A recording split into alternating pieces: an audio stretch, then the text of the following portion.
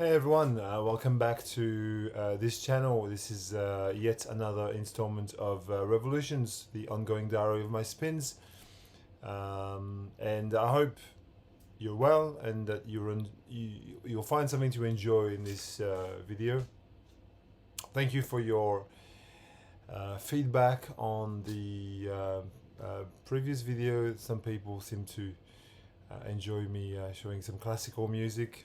And I'm gonna start with that again because there's always room for classical music, and as I said, it's kind of a no-brainer. You can buy so much classical music at such stupid prices. Why would you not? I went to a record fair a few weeks ago, about 2 or 3 weeks ago, with my buddy Amos, and some of these records you'll see I picked up whilst going to the fair. These first 4 classical records that I'll show you. There's quite a few new additions, I'd say, but I've listened to them, so I can talk about them a little bit.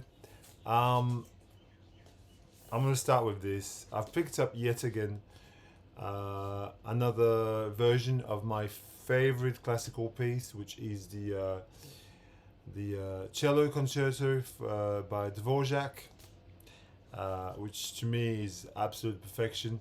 And there's always something quite different from one version to another. This is with the Royal Philharmonic Orchestra in London, conducted by Malcolm Sargent, who was a very light touch, and the master Miroslav Rostropovich on cello, who just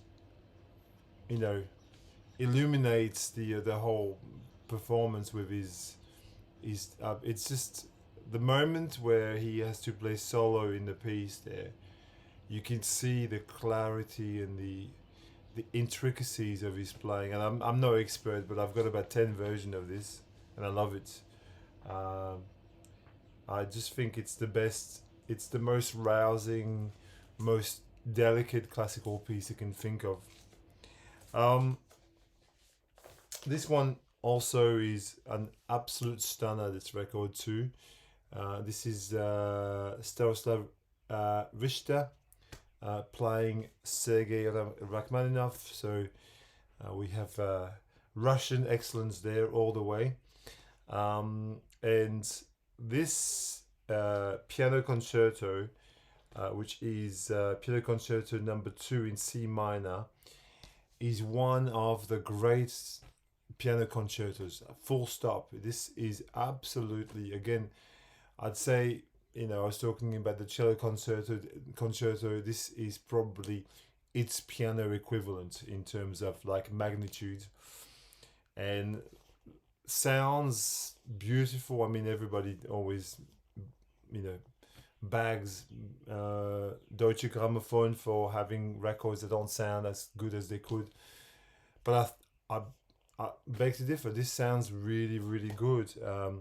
And is conducted by Stanislav Wisłocki of the orchestra of the National Philharmonic or Warsaw.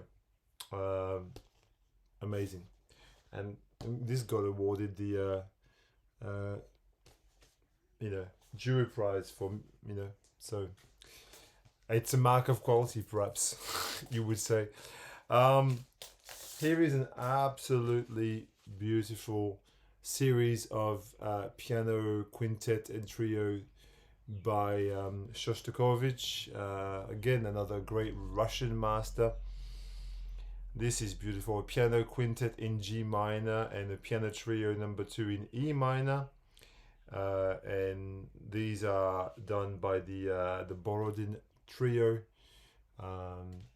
and I think it was in my last video, one of the viewers, I can't remember who wrote that comment, but said that you always go to the string quartets or the string arrangement to understand the heart of a composer, and I kind of agree. And on these, Shostakovich comes alive Absolutely. And it's really well recorded, despite being a direct metal mastering type of thing. But I don't care. But I don't care enough about these things. Another astounding cello player, maybe my favorite, is Janusz Stalker, who is the reincarnation of Count Dracula, if Dracula played his cello. Uh, with two beautiful concertos, one from Haydn and one from Boccherini, and I love those. They're just again very romantic sounding, very kind of this floating quality that the music has when Janusz Starker plays is again so gifted. The next one is kind of in the classical vein as well. It's ensemble music by Christopher Hobbs, John Adams, and Gavin Bryars on the obscure, the great Brian Eno label. This is very delicate again, very moody, just really intricate playing. It's minimalist in spirit. The first piece, Aaron by Christopher Hobbs, consists of things like tubular bells, triangles, toy piano, reed organs. It's very sparse and nocturnal in sound, and the second track has got like some amazing spoken word running throughout the piece. It's a killer. I was so glad to get this at the record fair. It's not something that you see very often. And the Gavin Bryars final track, which is filled with cellos and pianos and oboes. It's minimalism, but in a very sort of classical kind of a way. I just love this. It's gorgeous. It's a gorgeous album. Very highly recommended. At the fair, we came across a table with a really interesting mixture of records. Lots of sort of American primitive kind of records, and then some avant-garde jazz records, and some more ethno stuff. And we started talking to the dude behind the table, and he said, "Well, this is actually my label. It's called Ramble Records, and I put out all these things, all these albums." So we started fussing through these crates and bought some of his the music he released, which are released in very small quantities. I think this one was pressed in like 200 copies of. This is a fantastic record. I mean, we're not talking about Ravi Shankar here, or Ali Akbar Khan, but this guy can play, and he's he tours quite frequently. So the guy from Ramble Records said he toured with him. This was issued in 2022, and consists of slide guitar, sitar, tabla, and it's Manish Pingo, the name of the guy. Lovely record. You can stream this on Bandcamp if that tickles your fancy. And we bought other records from him, but I'm going to show you 2 or 3 of them today. So as I said, he had a lot of primitive albums. His Ramble record logo is there. There.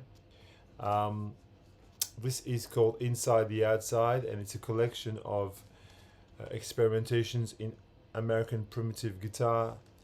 And it features a bunch of people who were not so well known. There's none of your usual, Jack Rose and John Fahey and the like. These are modern artists. And the guy who runs the label, he has a band called The Man from Atlantis, and that's him there, track 7. So he plays guitar, so he's on his own compilation, but the whole thing sounds really great. There's a track, I think, which is a bit shrill in sound. The guitar has been recorded very high pitched, and it sort of kind of disrupts the flow of the whole thing. But other than that, it's beautiful, sort of Fahey like guitar.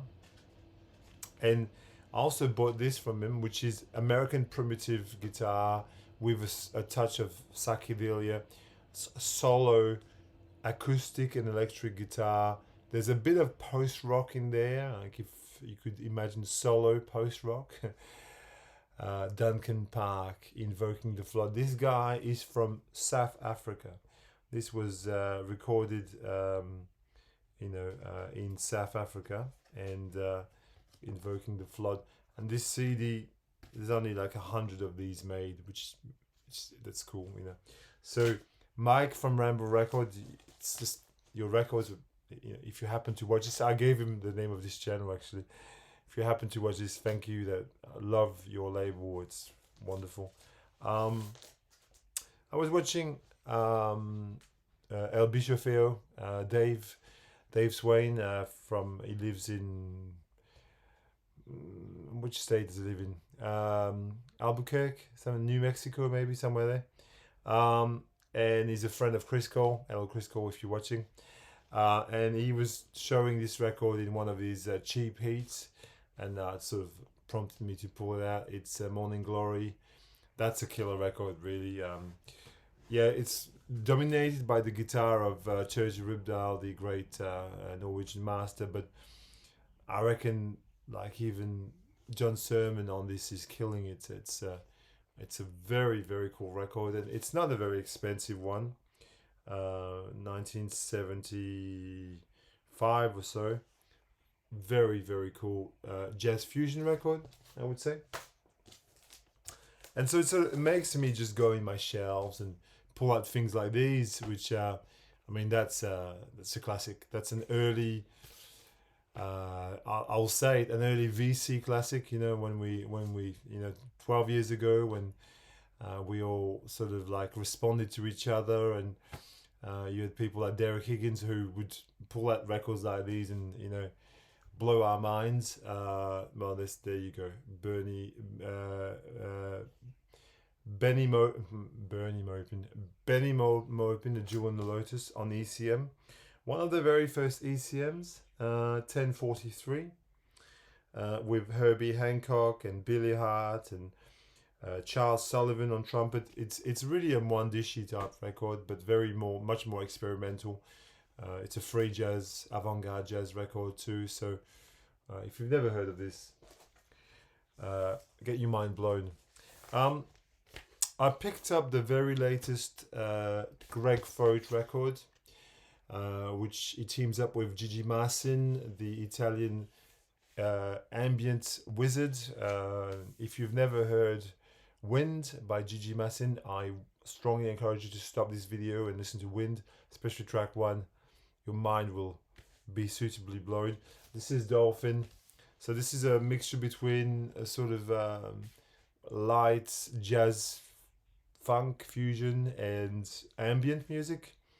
I love London Nights, the track London Nights, and the title track is lovely too. And the very last track is great too, Viento Cálido.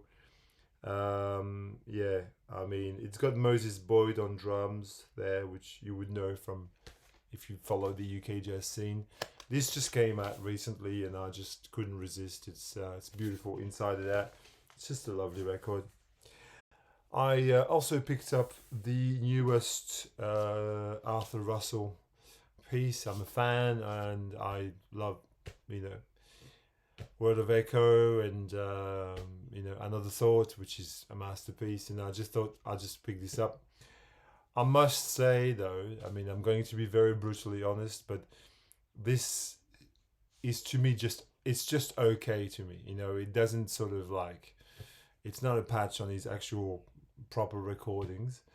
They're demos, they're bits and pieces, I would say, which were recorded in 85, 86. You're grateful to actually get some more Arthur Russell when you can, but this is just, I would say, it's not, it hasn't blown me away, I will say that. But very few records do blow away, it's kind of, that's why extraordinary records are extraordinary, because they stand out so much. Another Thought, for example. I revisited this absolutely killer piece by the Gritness Aquastronics French band, who cover with electronic instruments the music of Don Cherry, and are augmented by Balake Sissoko on Kora. If you can imagine, this is a trippy record. It looks trippy. I mean, the whole thing looks trippy. This is the name of the band again, if you want to check it out. It's called Mahakali. The music of Don Cherry came out in 2019 on Comos Records in Paris. This is an absolute burner of record. I'm sure if you're into Don Cherry and you like electronic music, it has synth and drum machines and sequences and that sort of it's a deep record. It's a deep record. Little bit of international anthem kind of fare here. It's a record I can't even take out of the sleeve. I should be able to. This is Rob Mazurek with the Exploding Star Orchestra, and it's called Dimensional Stardust. An excellent jazz, avant-garde jazz, ambient kind of record with its kind of very expressionist Jackson Pollock-esque cover, and it actually sounds like this. The music, it's abstract at times, but it's the colors are vivid in the music like this, and you do have some darker kind of overtones at times, and Rob Mazurek is a director of all this. You've got Damon Locks, you've got Nicole Mitchell on flute, who she's Jamie Branch, the sadly departed Jamie Branch on trumpet, Jeff Barker on guitar, and I'm going to do a segue because I also recently got a copy of this. This is Jeff Barker, Mondays at the Enfield Tennis Academy, which came out last year, and which copies in Australia are very scarce, and there was one that popped up on Discogs, and I thought, well, I just better get it now because otherwise I'll never get a copy. And I don't regret. It's very beautiful ambient jazz. It's really understated, very subtle. It's 4 tracks basically, a side each, and he's got 4, like a trio of with double bass, drums, and sax. But his guitar playing is shines throughout. I think it's one of his better records. It could even be his best record. Jeff Barker, formerly of Tortoise, by the way, if you don't know. I revisited this beautiful Portuguese jazz funk fusion, Bamboo by the great flute player, sax player, Rao Kiao, who is seen here at the back. This is an album that came out in the 70s in Portugal. And which year? 77, yeah. And it's got filled with funky Fender Rhodes and killer drums, and probably not well known at all outside of Portugal, but I think it's one of these. I'm actually heading back to Portugal at the end of the year, so see if I can find some more of his records in Lisbon and in Porto. I saw that they are reissuing officially this record for the first time, Pharaoh by Pharaoh Sanders, which has been out of print for a long time. Now this is a bootleg on Alternative Fox, and if you read the reviews on Discogs on this, you'd think that this is the worst sounding record in history. I mean, really, fucking Discogs. Sorry, but it's true. When you listen to this record, it sounds good. At least on my stereo, it sounds good. I mean, maybe people listen to things that are not set up properly, or the cartridge is not good enough or whatnot. But I have a stereo which is mid-range ish, and moving coil cartridge which is decent, and this sounds good. What I note on my system is the records that don't sound good are very obvious. Like you put a record on, and if it's muddy or unclear, it's it just it doesn't lie. This sounds really great in my opinion, but if you can get the brand new reissue, which is official and blah blah blah, then that's better. Um, this is an amazing record though. Seriously, one of the great forgotten gems of spiritual jazz with lots of harmonium there and organ. And this smokes all the way through. So I recommend that you pick it up. And if you can't, get the bootleg. No, I'm just kidding. Get the official one at least. Yeah, I mean it's not that Pharaoh Sanders cares anymore because he's dead. But if he was alive, you could give him some money. And this is another really great because when I pulled this one out, this one was next to it on the shelf. I thought, hey, why not?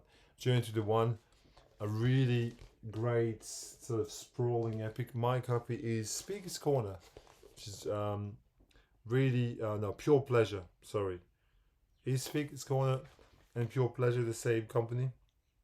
I can't remember, but what I know about Pure Pleasure is that their records sound absolutely amazing, and this one is no exception. This one is a kind of East meets West record. I was doing a Gimme 10 about that. Lots of beautiful sitar. I mean, I think, no, it's actually koto, excuse me. But it does sound like a sitar on this. But, you know, who knows. Couple more. When I was doing my East meets West video, I was playing this one as just a reminder. This is Dono by Joe Harriet and the Amancio da Silva Quartet. So Joe Harriet is a Jamaican tenor player, and Amancio da Silva is an Indian guitar player, a virtuoso for sure. This is an absolute fantastic record from start to finish. Beautiful, like again East meets West, but more with a fusion edge. Very, very highly recommended. This came out originally in 1969, I think. And the last one I'm going to show you for today is again a revisit from my shelves. Michael Nora from Lithuania, I think.